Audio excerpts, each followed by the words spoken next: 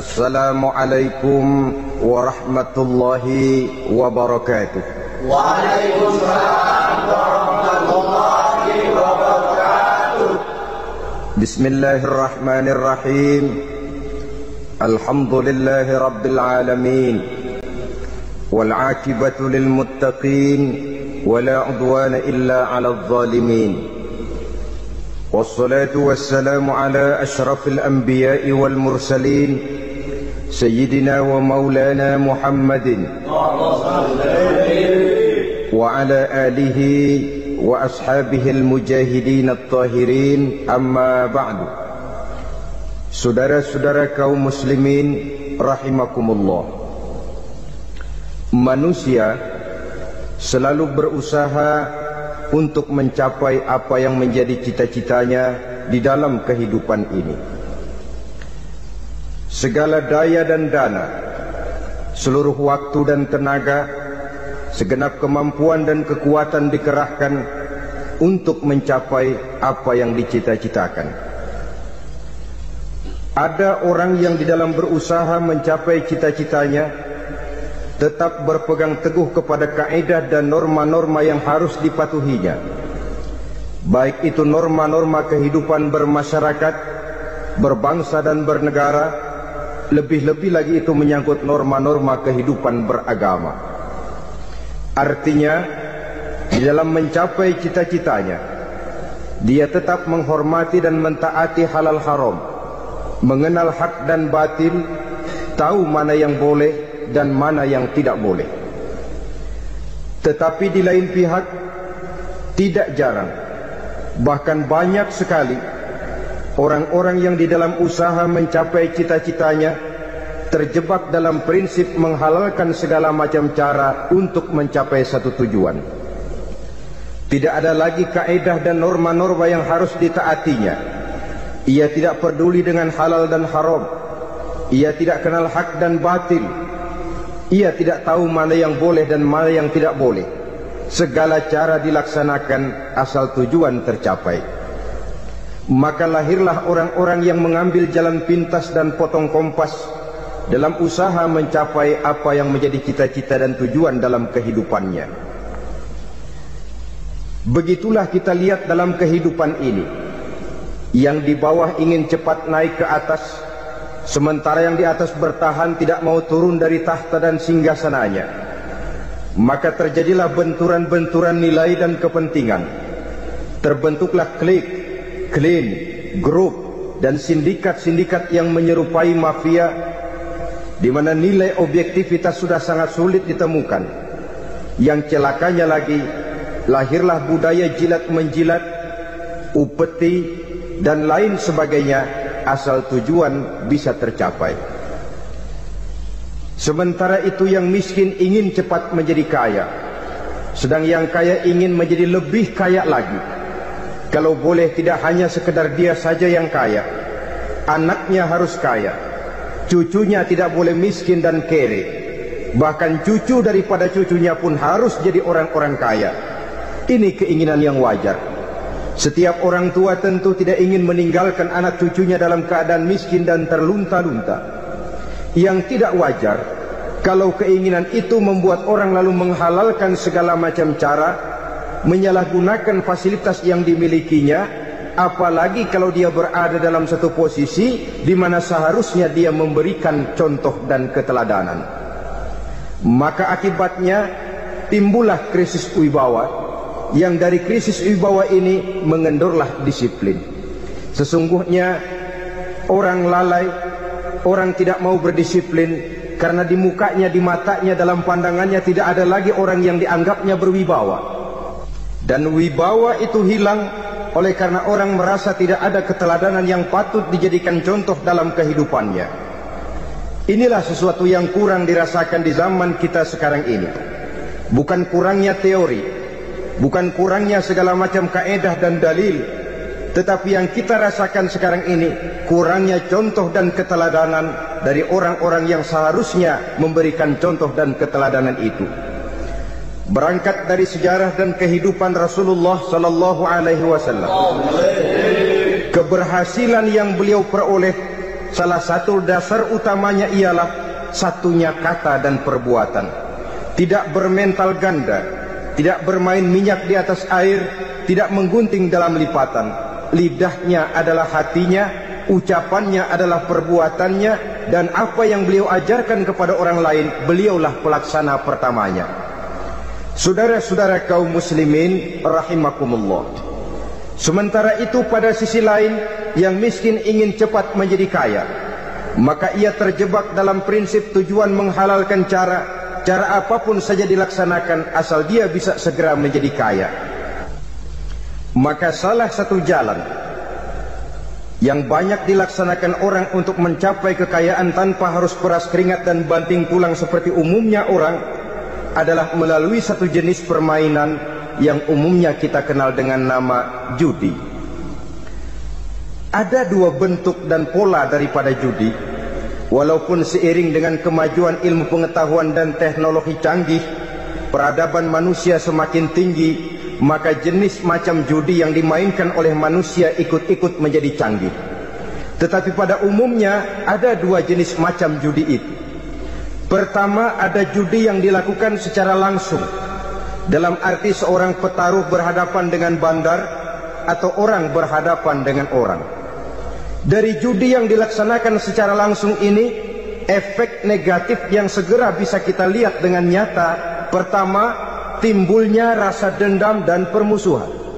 Walaupun orang nampak duduk berhadap-hadapan, walaupun kelihatannya mereka tertawa satu sama lain, tapi yakinlah itu cuma sekedar kulit saja. Pikiran yang ada dalam benak tiap-tiap orang yang terlibat dalam perjudian tidak lain ialah bagaimana saya bisa mengalahkan lawan main saya. Akibatnya tentu bisa kita pastikan akan timbullah dendam dan permusuhan bagi yang kalah, akan timbullah rasa sombong dan menganggap remeh orang lain bagi yang menang. Yang kedua, lalainya orang kepada apa yang menjadi tanggung jawab dan kewajibannya. Orang bisa lupa kepada anak dan istri. Kalau kepada anak dan istri saja sudah bisa lupa, apalagi kepada yang lain, sebab anak dan istri memang merupakan bagian daripada kehidupan kita. Konon lagi saudara, konon lagi keluarga yang lain, anak istri saja bisa terlupakan oleh penyakit dan permainan yang bernama judi ini. Yang ketiga, hilangnya rasa sayang kepada harta. Harta yang didapatnya dengan peras keringat dan banting tulang. Mungkin pergi pagi dan pulang sore. Setibanya dia di meja judi, apalagi uang tadi sudah bertukar dengan dalam bentuk koin, maka rasa sayang kepada harta itu tidak akan pernah ada lagi. Tetapi saudara-saudara, bagaimanapun juga, judi dalam artian langsung semacam ini hanya melibatkan orang-orang tertentu. Artinya selektif. Ada judi yang lebih berbahaya daripada jenis ini, perjudian massal.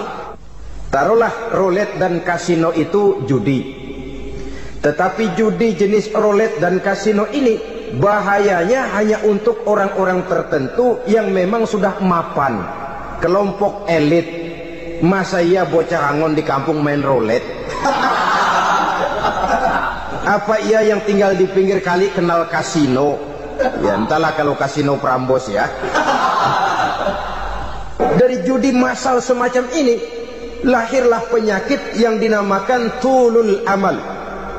Tulul amal, orang yang terlalu panjang angan-angan. Bukan tidak boleh orang bercita-cita, sebab cita-cita itu perlu. Katanya manusia tidak makan masih bisa hidup 1 bulan lebih. Manusia tidak minum masih bisa hidup 3 hari lebih. Tapi manusia tidak punya cita-cita 1 jam pun dia tidak akan bisa hidup. Karena faktor yang membuat kita bergairah menghadapi kehidupan, faktor yang mendorong kita untuk tetap berusaha dan tegar menghadapi resiko, karena adanya cita-cita di dalam kehidupan kita. Tetapi cita-cita tanpa direalisir dengan usaha, cita-cita yang tidak berangkat dari kemampuan yang ada, pada akhirnya hanya akan merupakan cita-cita yang mengawang, tidak akan terwujud dalam kenyataan, dan akan membentuk manusia menjadi orang yang tulul amal, panjang angan-angan, terlalu muluk keinginan, tidak berangkat dari kemampuan dan kesanggupan yang ada pada dirinya sendiri. Maka penyakit inilah yang telah menghasilkan dan melahirkan penghayal-penghayal kelas berat, tukang-tukang ngelamun kelas tinggi yang hidup di angkasa luar. Dan sejarah belum pernah mencatat ada orang menjadi kaya karena judi, itu belum pernah. Saudara lihat saja orang kaya yang namanya Adnan Khashoggi, orang kaya yang namanya Henry Ford, orang kaya yang namanya Aristotle Onassis, orang kaya yang namanya David Rockefeller. Itu seluruhnya menjadi kaya bukan karena mereka terlibat dalam perjudian, tapi karena kerja keras, peras keringat, banting tulang. Dan itu dimulai sejak mereka masih remaja. Sehingga memang ada pepatah, ini baik sekali saya kira. Berpikirlah kamu di waktu pagi, bekerjalah kamu di waktu siang, makanlah di waktu sore, dan tidurlah di waktu malam. Berpikir di waktu pagi artinya belajar di kala muda. Bekerjalah di waktu siang artinya amalkan ilmu itu kalau sudah dewasa. Makanlah di waktu sore, hari tua nanti tinggal menikmati hasilnya. Tidurlah di waktu malam, maksudnya kalau mati, matilah dengan tenang. Logikanya berkaitan. Kalau pagi kita tidak mau berpikir, nanti siang kita tidak akan bisa bekerja. Kalau siang kita tidak mau bekerja, nanti sore makan apa? Kalau sore kita tidak makan, alamat malam tidak bisa tidur. Itu logika. Kalau di kala remaja dan muda kita hanya santai saja, maka hari dewasa kita akan menghadapi hidup ini dengan penuh kebingungan. Kalau hari dewasa penuh dengan kebingungan, alamat hari tua terlunta-lunta. Kalau hari tua terlunta-lunta, kita tidak akan bisa mati dengan tenang meninggalkan alam fana ini.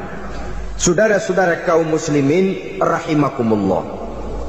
Sehingga ada pepatah mengatakan, many a great man start as a newspaper boy, katanya. Banyak orang besar yang mulai pekerjaannya dengan menjual koran. Artinya berangkat dari A. Banyak pengusaha mobil yang memulai pekerjaannya dari tukang cuci mobil, tapi lalu bertahap dan tegar menghadapi kenyataan, sehingga proses demi proses dia hadapi dengan tegar, dengan tabah, dengan sabar, dengan ulet, sampai kepada membuahkan hasil. Kita ingin pintas, kayaknya mau, usahanya tidak mau, senengnya mau, peras keringatnya tidak mau.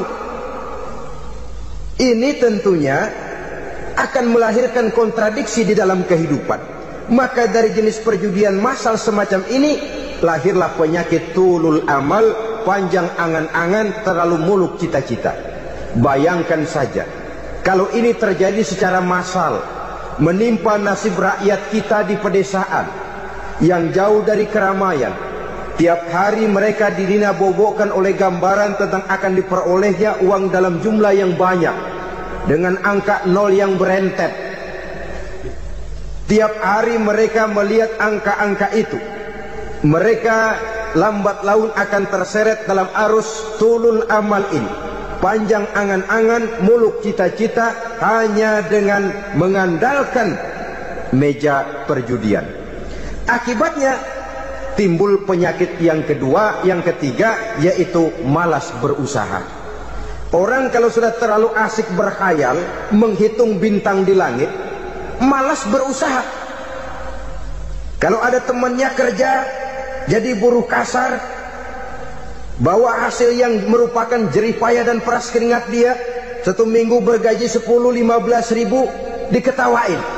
Apaan gaji lu 10 ribu, 15 ribu? Entar gua nih kalau ketembus 100 juta, entar. Yang 10 ribu dan 15 ribu keringat orang itu dihina, itu dicela. Tetapi dia selalu menghitung, entar nih gua. Entarnya wallahu a'lam. Saudara hadirin yang saya muliakan, timbullah sikap malas. Padahal di tengah negara sedang membangun di berbagai bidang kehidupan. Maka sifat malas ini merupakan musuh kita, baik mengejar kemiskinan, baik mengejar kebodohan dan keterbelakangan kita di sektor-sektor lainnya. Alangkah akan terganggunya roda pembangunan di negara kita ini jikalau sebagian besar rakyat dihinggapi oleh penyakit malas, yang malas ini dilatar belakangi oleh penyakit tulul amal, terlalu muluk angan-angan, yang angan-angan ini dininabobokan oleh keinginan untuk mendapatkan untung yang besar tanpa peras keringat dan banting tulang. Sasaran yang lebih jauh, dan ini yang paling kita khawatirkan, hancurnya kubu-kubu pertahanan moral daripada bangsa kita. Kita sependapat bahwa lebih penting daripada membangun jembatan adalah membangun manusia yang membangun jembatan. Bahwa lebih penting daripada mengaspal jalan raya adalah membangun mental manusia yang melaksanakan pengaspalan itu. Dengan kata lain, membangun dan mempersiapkan manusia pembangunan. Tanpa itu, maka saya merasa khawatir kalau nanti kita tidak akan sampai kepada target yang kita harapkan oleh karena kandas di tengah jalan. Saudara-saudara kaum muslimin rahimakumullah, Islam sebagai agama yang mengajarkan manusia untuk berusaha dan mengeluarkan segala kemampuan untuk melaksanakan segala usahanya itu, sangat membenci sifat malas, sangat membenci sifat tulul amal atau panjang angan-angan. Dan oleh karena judi melahirkan dua sifat itu, Islam sangat menganjurkan pengikutnya untuk menjauhi segala macam jenis perjudian, baik yang terang-terangan maupun yang dilakukan secara samar-samar, tidak ketara, judi canggih sesuai dengan canggihnya teknologi daripada manusia itu sendiri. Ini adalah penyakit yang meracuni masyarakat manusia dari sejak berpribadi, bertetangga, berumah tangga, sampai kepada berbangsa dan bernegara. Dan kasus-kasus yang timbul sudah cukup banyak, yang tidak mungkin lagi kita katakan hanya sekedar bersifat kasuistis, bersifat kasus-kasus kecil saja. Sebelum riaknya naik ke permukaan, marilah kita membuat benteng untuk masing-masing pribadi muslim memelihara dan menjaga diri jangan terseret dalam permainan yang bernama judi, apapun bentuknya, bagaimanapun cara dan ragamnya, karena jelas bahayanya lebih besar daripada manfaatnya. Taruhlah kita barangkali kemarin-marin hanyut dalam arus perjudian, tetapi hendaknya kita bisa mengambil pelajaran bahwa seorang mukmin adalah seorang yang apabila dia melakukan kesalahan, dia segera sadar, dijadikannya pelajaran untuk tidak diulanginya lagi pada masa-masa yang akan datang.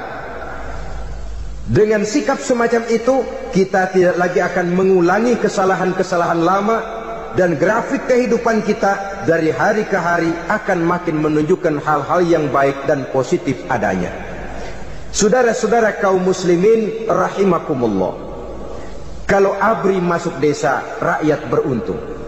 Kalau jaksa masuk desa, rakyat bahagia. Kalau koran masuk desa, rakyat ikut jadi cerdas. Tapi kalau judi masuk desa, rakyat kiamat. Pembangunan akan terbengkalai, roda perekonomian akan lesu. Karena mestinya orang membelanjakan uang untuk sesuatu yang dia perlukan, akhirnya dia belanjakan untuk sesuatu yang dia tidak perlukan, karena gambaran, khayalan akan mendapat keuntungan yang jauh lebih besar lagi. Padahal istilah orang-orang tua kita dulu, lebih baik makan singkong betulan daripada makan roti ngimpi. Artinya uang yang 1.000-2.000 rupiah itu lebih baik dibelikan beras, dimasak, makan bersama anak dan istri, terasa nikmat dan halalnya, ketimbang beli kertas lalu ngelamun, menghayal, menghitung yang bukan-bukan. Itu kertas dibolak madep ulon, dibolak madep mudik, diputar sana, diputar sini, akhirnya palanya ikut muter. Kira-kira apa yang cocok? Masih belum puas, kertas dilihat, orang gila ditanyain. Sudah tahu waras, orang gila yang ditanya. Masih belum puas, nanya orang gila, tidur di kuburan. Allahu Akbar. Padahal di rumahnya tempat tidurnya empuk, anget, nggak ada nyamuk. Kuburan, tidur di kuburan. Dampak-dampak negatif yang semacam ini pada gilirannya mau atau tidak mau akan menyeberang kepada garis akidah, membahayakan dan mengancam nilai-nilai tauhid yang kita miliki. Sudah kertas dibolak-balik, tidak puas, orang gila ditanya. Orang gila ditanya belum maram, tidur di kuburan. Barangkali ada bisikan. Saudara hadirin yang saya muliakan, memang walaupun wahyu sudah berhenti, tapi Allah masih memberikan ilham kepada hamba-hambanya yang dikehendakinya. Tetapi ilham itu bentuknya positif. Kalau saudara pagi-pagi berniat, tahu-tahu datang pikiran nanti malam mau ngaji, itu namanya ilham. Kalau saudara sedang merenung, tahu-tahu datang pikiran, saya mau sedekah, itu namanya ilham, bentuknya positif. Tapi kalau ngelamun, tahu-tahu datang pikiran nomor sekian sekian sekian pasang, itu bukan ilham, itu belis. Saudara hadirin yang saya muliakan, tidak puas tidur di kuburan, cari yang lebih paten lagi, dukun ditanya.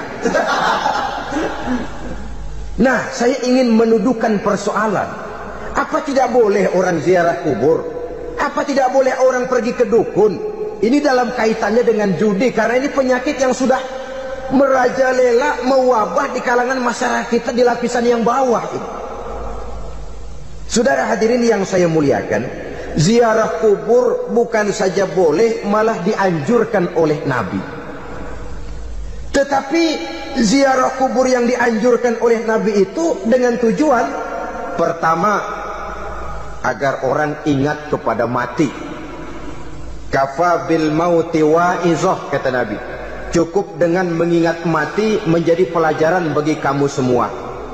Maka etikanya diajarkan, kalau saudara ziarah kubur, sampai di depan pintu kubur itu kan, Assalamualaikum ya ahlal kubur, wa inna insyaallahu bikum lahikun.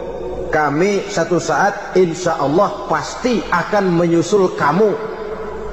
Kalau kamu sekarang berbaring di sini, satu saat kami akan berbaring di sini. Ziarah kubur mengingatkan orang kepada mati. Orang yang ingat kepada mati, gaya hidupnya lain dengan orang yang tidak ingat mati. Nah, orang kalau nggak ingat mati, gaya hidupnya nggak terkontrol. Kalau dia berkuasa, Fir'aun. Itu nggak ingat mati. Kalau dia kaya, Korun. Sudah gambarannya nggak merupakan gambaran-gambaran yang baik. Orang yang ingat mati, dia berkuasa, dia berlaku adil. Satu saat saya akan mati dan ini akan dimintakan pertanggungan jawab. Orang kaya ingat mati, dia akan jadi pemurah. Kenapa? Kalau saya diberikan ilmu, pertanyaan akhirat cuma satu, ilmumu kau amalkan untuk apa? Kalau saya diberikan umur panjang, pertanyaan akhirat cuma satu, umurmu kau habiskan di mana? Tapi jikalau saya diberikan harta, pertanyaan akhirat ada dua. Hartamu kau dapat dari mana, kau belanjakan kemana? Depannya ditanya, belakangnya ditanya. Dapat dari mana, dibelanjain kemana? Sebab dua-duanya berkaitan dengan kegiatan. Kadang-kadang dapatnya dari jalan yang baik, tapi keluarnya ke tempat yang tidak baik, itu pun tidak betul. Atau dapatnya dari yang tidak baik, tapi dibelanjakan untuk yang baik, itu pun tidak bisa diterima. Oleh karenanya, dengan mengingat mati, gaya hidup seseorang jadi terkontrol karenanya. Yang kedua, dianjurkan kita untuk berziarah kubur itu mendoakan orang-orang yang sudah meninggal. Mal mayyitu fi qabrihi illa kal gharikil mutaghawwis, kata Nabi. Orang yang sudah meninggal itu di alam barzakhnya adalah seperti orang yang tenggelam di lautan, menunggu doa dari keluarganya yang masih hidup. Apakah itu anaknya, kemenakannya, cucunya, dan lain sebagainya. Adapun yang kalau kita ziarahi itu kuburnya orang-orang yang kita tahu merupakan orang soleh, orang yang berjiwa bersih, yang kita kenal ketakwaannya kepada Allah Subhanahu wa ta'ala, tidak ada salahnya kita bertabarruk asal jangan dengan satu keyakinan bahwa dia secara mandiri bisa mendoakan kita. Dia hanya bisa melakukan itu hanya dengan izin Allah. Nah, umumnya orang kalau sudah ziarah ke kubur-kubur keramat itu Allahnya kelupaan. Itu yang dikhawatirkan merusak dan mengganggu akidah. Sehingga di awal-awal perkembangan Islam, Nabi pernah melarang orang ziarah kubur itu. Ini bisa kita simak dari hadis, kuntu nahaitukum an ziyaratil qabri fazuruha. Dahulu aku pernah melarang kamu untuk ziarah kubur. Adapun sekarang kalau mau ziarah, ziarahlah kamu. Kata-kata dulu aku pernah melarang kamu itu menggambarkan bahwa pada permulaan perkembangan Islam, nilai keimanan para sahabat masih rapuh, masih lemah, masih memerlukan pembinaan. Sehingga kalau mereka sering ke kubur, dikhawatirkan mereka minta kepada kubur. Nah, tetapi tatkala nilai keimanannya sudah mapan, sudah kuat, kata Rasul, fazuruha. Adapun sekarang kalau mau pergi berziarah, ziarahlah kamu. Saudara hadirin yang saya muliakan, jadi jangan melupakan Allah. Saya bisa saja berkata, kalau saya misalnya pakai cincin, lalu saya bilang, saya sejak pakai cincin ini, jangan anak gadis, nenek-nenek lihat saya lemes.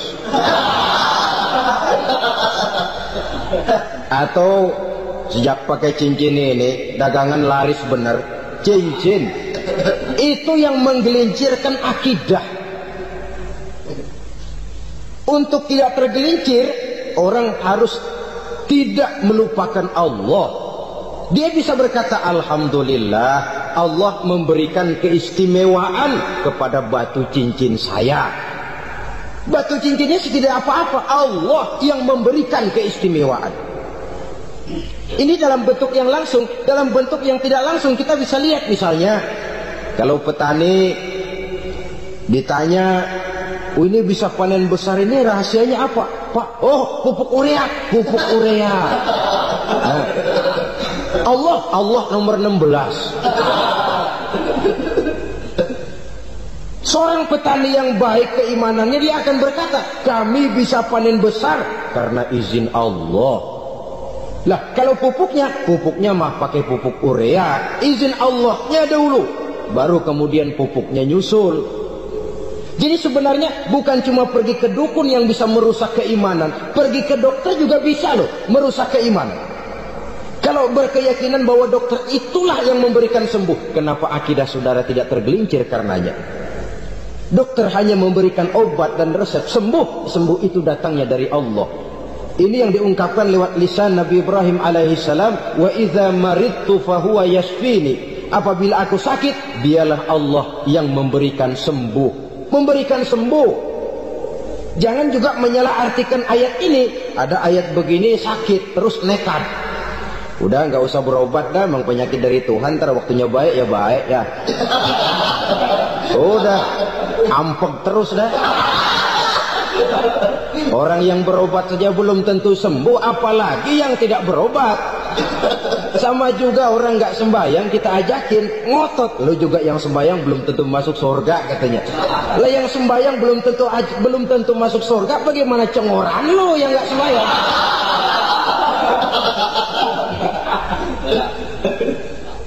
Saudara hadirin yang saya muliakan, kaum muslimin yang berbahagia. Jadi dengan demikian, maka jangan menghilangkan Allah. Kita, ajaran pokok dalam Islam adalah ajaran tentang tauhid. Nah, tauhid ini menyangkut mengesahkan Allah, baik di dalam zatnya, baik di dalam sifatnya, baik di dalam perbuatannya, baik di dalam beribadah kepadanya. Tauhid dalam ibadah itu ada. Tauhid dalam zat artinya zat Allah itu tidak tersusun, tidak terdiri dari bagian-bagian yang bisa dipecah-pecah. Ya seperti kita ini kan ada kepala, ada kaki, ada tangan. Allah tidak tersusun zatnya dari bagian-bagian. Esa zatnya tidak bisa dibagi-bagi. Esa sifatnya artinya Allah itu sifatnya tidak pernah berubah. Sejak dahulu sampai sekarang Allah itu cinta kepada orang beriman yang melakukan kebaikan, dan Allah benci kepada orang kufur yang melakukan kejahatan. Mustahil satu saat Allah berubah.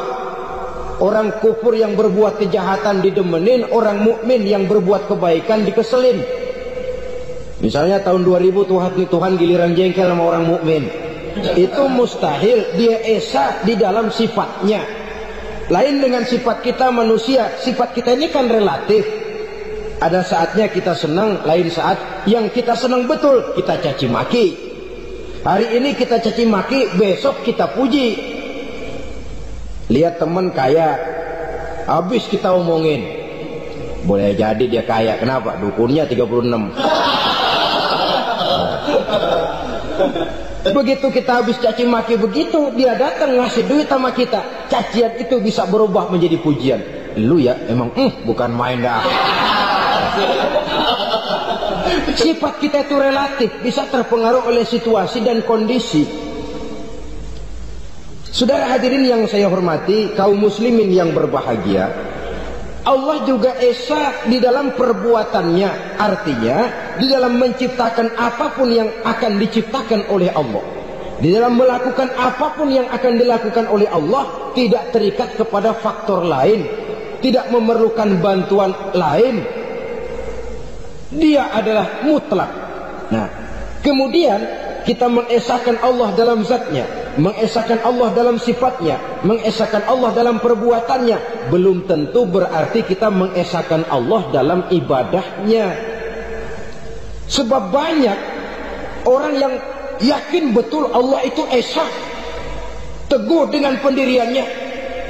Tuhan lu siapa? Allah. Allah bagaimana? Esa. Bagaimana kalau dua? Kagak. Tiga? Enggak. Mantap. Soal tahlil paten. Tapi dalam ibadah kadang-kadang dia tidak mentauhidkan Allah. Ini makna wa ma umiru illa liya'budullaha mukhlisin. Kami tidak memerintahkan kepadamu kecuali untuk beribadah kepadaku, kata Allah, dengan ikhlas. Beribadah kepada Allah dengan ikhlas itu artinya apa? Beribadah hanya untuk Allah saja.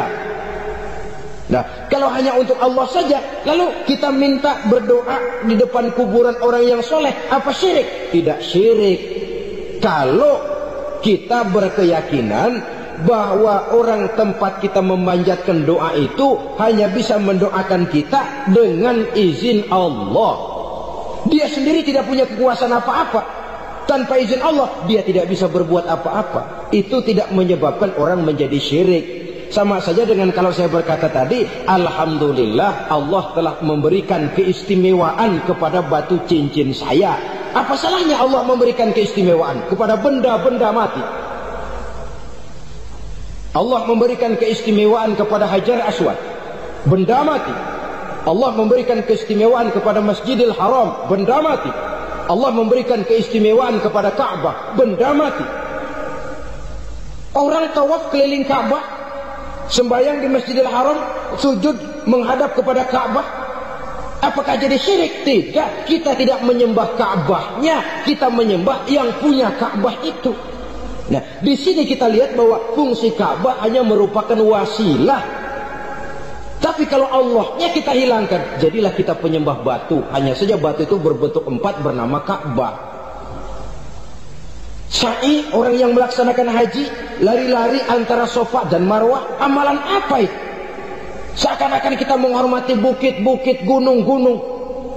Tapi bukan itu yang kita tuju dalam pelaksanaan sa'i itu. Yang kita tuju adalah ini perintah Allah. Allahnya yang diutamakan. Maka hal semacam ini tidak menyebabkan orang menjadi syirik dan tergelincir dari tauhid. Tapi kalau ziarah kubur dengan niat cari buntutan, cari nomor yang cocok, ini niatnya saja sudah salah. Nah, kalau berangkat dengan niat yang salah, sampai di sana saya yakin, seyakin-yakinnya amalannya pasti salah. Lah, kubur yang diziarahin bukan kubur orang soleh. Ya mana ada orang soleh ngasih kode buntut. Ada juga orang salah, bukan orang soleh itu. Kadang-kadang dia nggak tahu kuburan siapa, nongkrong aja di situ. Memang sulit saudara-saudara, mental ya, namanya mental. Kalau memang mental sudah mental judi, apa saja bisa dijudiin. Jadi orang nggak perlu sebenarnya pemerintah terlalu gini, nggak usah, kembali saja kepada mental. Kalau mental memang sudah mental judi, apaan aja bisa dijudiin. Pulang tengah malam nabrak babi, babi yang keluarnya.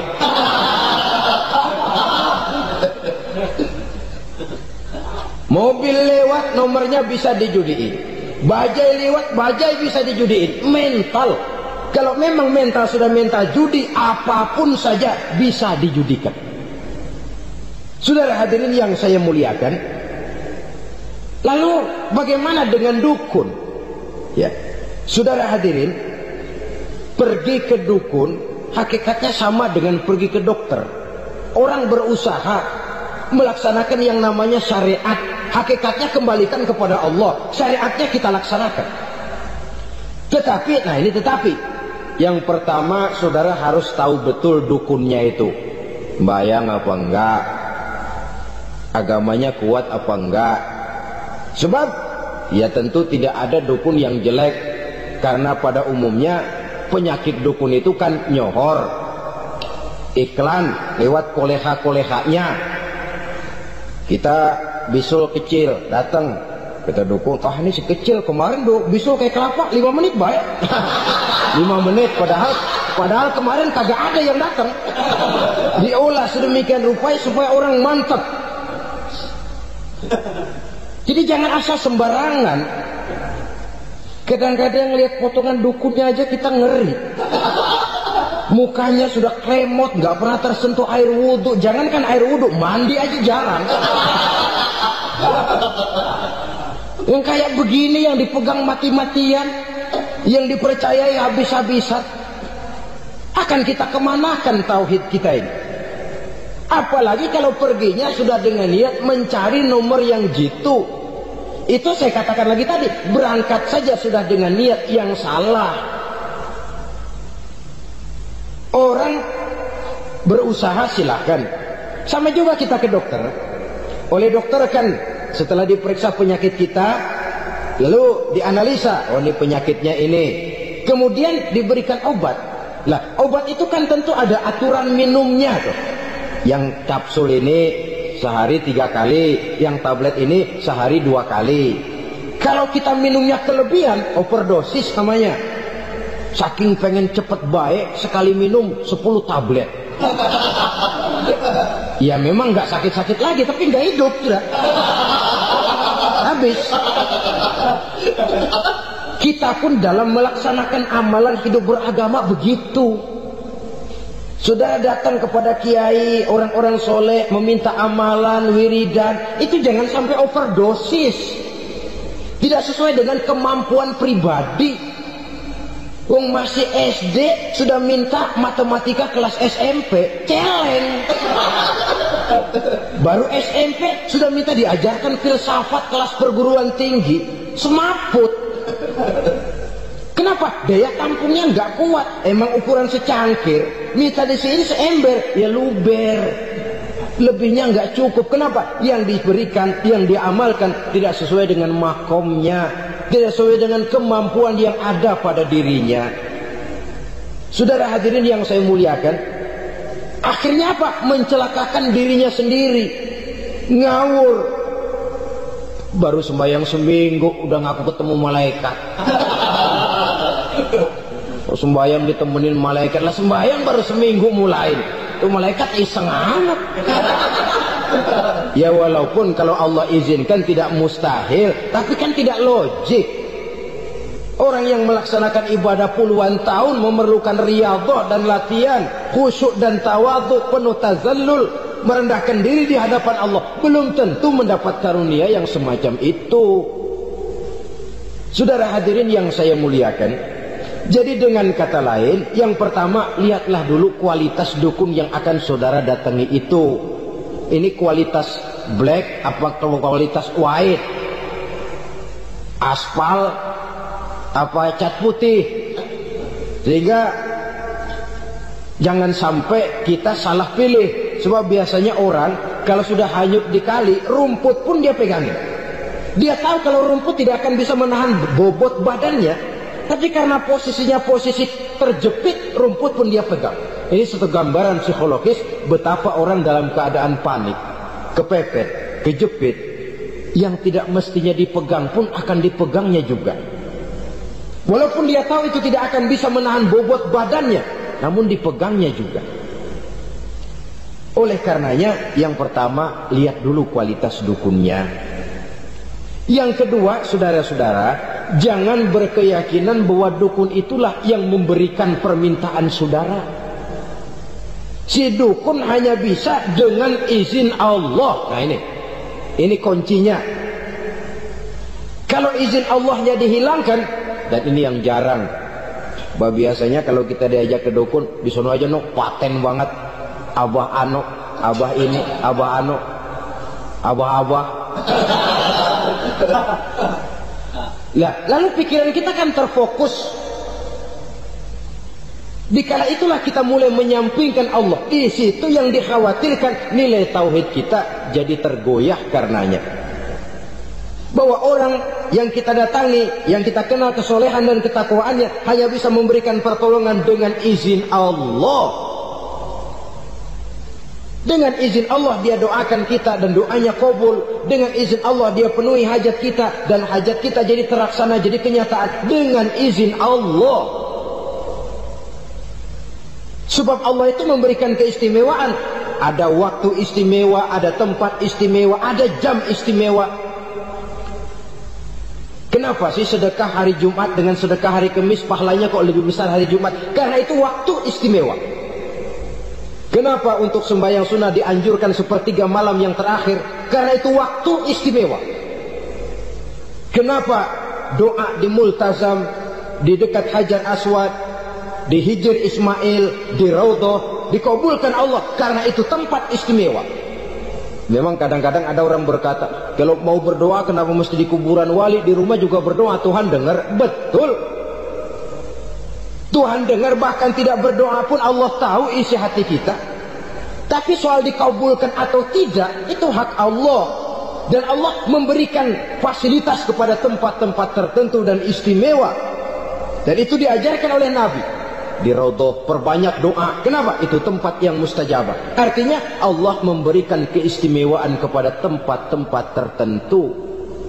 Dalam konteksnya dengan ini, makom para aulia, para wali, para ulama soleh, tidak ada salahnya kita berdoa di sana, bertawassul, bukan meminta kepada si kiai, bukan meminta kepada si ulama, bukan meminta kepada si wali, meminta kepada Allah melalui tempat yang orangnya kita yakin dekat dengan Allah. Walaupun Allah tidak memerlukan perantara, itu jelas. Allah tidak memerlukan calo, memang. Tapi Allah menyediakan waktu dan tempat-tempat istimewa. Itu harus kita manfaatkan untuk mendekatkan diri dan berdoa kepadanya. Saudara-saudara kaum muslimin rahimakumullah, saya kembali dalam konteksnya dengan dukun yang akhir-akhir ini jadi populer karena merajalelanya judi sampai kepada desa-desa, pedesaan-pedesaan terpencil, yang akibatnya menjauhkan orang dari nilai tauhid. Padahal benar kalau orang berkata kadzabal munajjimun walau sodaku, tukang-tukang ramal itu bohong walaupun benar. Kalaupun betul, kebetulan. Itu maksudnya bohong walaupun betul, betulnya betul kebetulan. Maka para remaja itu biasanya gemar kepada membaca bintang Anda minggu ini, kan begitu toh? Nah, apa Aries, apa Virgo, apa Leo dan sebagainya, dan itu memang menarik untuk dibaca. Rezeki sebelah kulon, asmara anget. Saudara hadirin, hal yang semacam ini boleh saja untuk dibaca, tapi tidak untuk diyakini kebenarannya. Boleh saja untuk dibaca, tapi tidak untuk diyakini kebenarannya. Karena meyakini kebenarannya sama saja dengan mendahului Allah. Dan itu bisa menggelincirkan nilai-nilai tauhid kita. Tauhid dalam ibadah saya katakan tadi, menyembah hanya kepada Allah, bermohon hanya kepada Allah dengan menggunakan fasilitas-fasilitas yang disediakan oleh Allah, baik berupa waktu maupun tempat-tempat tertentu. Dan orang-orang, kalau waktu dan tempat saja ada yang diberikan keistimewaan oleh Allah, padahal tempat itu benda mati, apalagi manusia yang merupakan makhluk hidup. Saudara hadirin yang saya muliakan, saudara-saudara kaum muslimin yang berbahagia, sehingga dengan demikian kita tetap menjaga nilai-nilai akidah.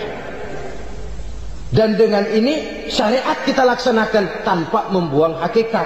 Sebab hakikat tanpa syariat itu kosong. Syariat tanpa hakikat juga tidak ada tujuan. Yang penting hati bersih, nggak sembahyang nggak apa-apa. Mana bisa begitu, Mas? Kalau memang hati bersih nggak usah sembahyang nggak apa-apa. Nabi Muhammad dulu berhenti dong sembahyang. Sebab beliau orang yang hatinya paling bersih. Nah, orang yang hatinya paling bersih saja sembahyang yang nggak berhenti, masa kita lalu mau berhenti? Yang penting kan kita bisa dekat dengan Allah melalui perasaan, banyak-banyak ingat. Apa itu sembahyang? Macam-macam. Itu hakikat saja tanpa syariat ya tidak bisa. Syariat saja tanpa hakikat juga gerak lahir yang tanpa roh namanya. Kita melakukan sholat tapi kita tidak tahu untuk apa kita sholat dan kenapa kita sholat dan siapa yang kita sembah di dalam kita sholat. Sehingga dengan demikian keduanya tidak bisa terpisahkan satu sama lain. Seperti halnya kulit dan isi. Barangkali pernah saya ingatkan, kulit penting, isi pun juga penting. Hakikat penting, syariat juga penting. Dan kita jangan salah mengartikan, terjebak dalam ucapan-ucapan yang masih memerlukan penafsiran, sehingga lalu kita cenderung mendiskreditkan dan menjelekkan para wali.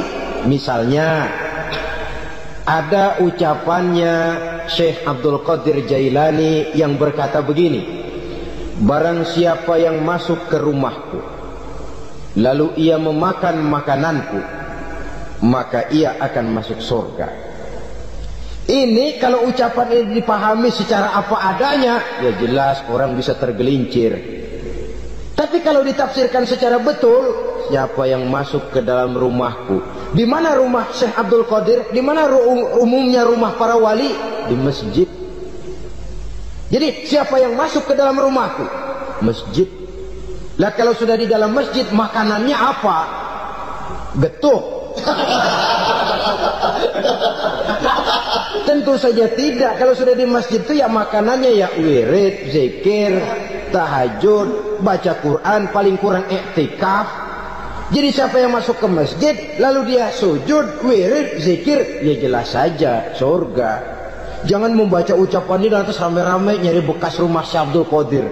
Rame-rame masuk ya rumah kecil. Saudara hadirin, kita terlalu terpaku kepada materi ucapan dan melupakan filsafat daripada ucapan itu sendiri. Dalam kondisi yang sedemikian, sangat boleh jadi orang lalu tergelincir karenanya. Oleh karena itulah saudara-saudara, saya kembali kepada satu prinsip, bahwa sebenarnya dengan tidak perlu menyalahkan pihak-pihak lain, mari kita kembali kepada sikap mental kita sebagai muslim.